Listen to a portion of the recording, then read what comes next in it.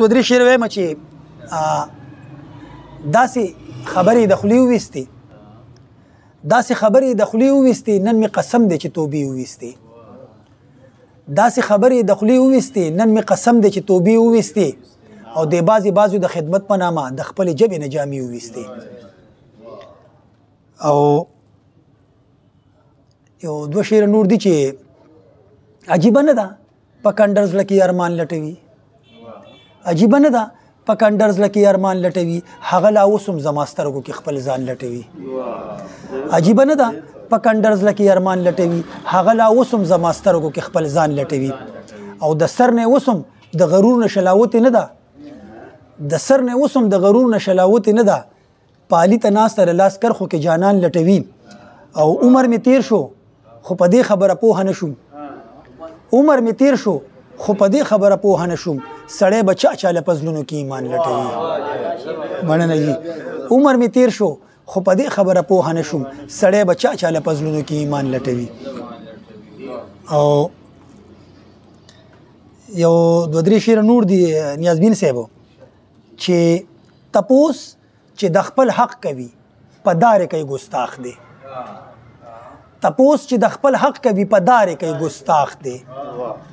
ژوندون ته چې پرې نه دی سنگسار کوي ګستاخ دی تپوس چې د خپل حق کوي په دار کوي ګستاخ دی ژوندون ته چې پرې نه دی سنگسار کوي ګستاخ دی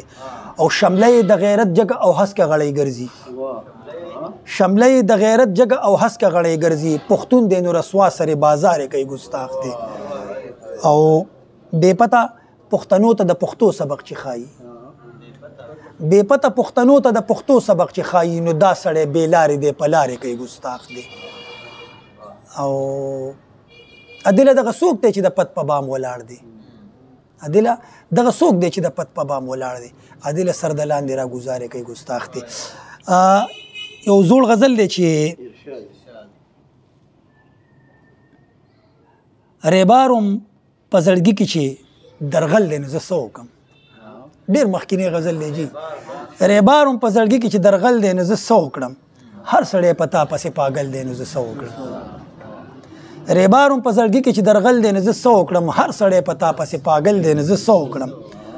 او مونږ په یو کلي کې د یو بل نه ورک شوي یو مونږ په یو کلي کې د یو بل نه ورک شوي یو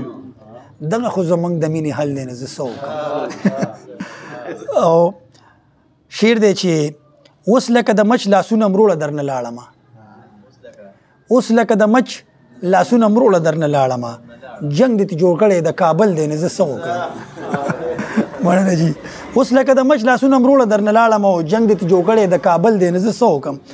او ترانه خزان کې د ګلاب ګلونه وغواړي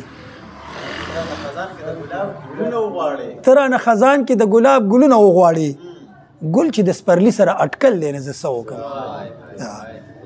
ترانه خزان کې د ګلاب ګلونه وغواړي ګل چې د سپرلی سره اٹکل دی نه زه څه وکړم او اوچېړم د ژوند نغمې اوده جذبې راویښې کړم اوچېړم د ژوند نغمې اوده جذبې راویښې کړم غم چې د غستا را سره مل دی نه زه څه وکړم غم چې د غستا را سره مل دی نه زه څه وکړم او بیا به د بېلوزې په دې خولید بارو نه کړمه ډېر پخوانی دی چې تاسو ته مو وی چې لکه مطلب بیا به دې بېلوزه په دې خوله ادبارو نه کړمه هر ځای دې جوړ کړی راته چل دی نه زه څه وکړم مننه جي او شعر دی چې سپینه آینه د عدل زړګې ته نه مني سپینه آینه د عدل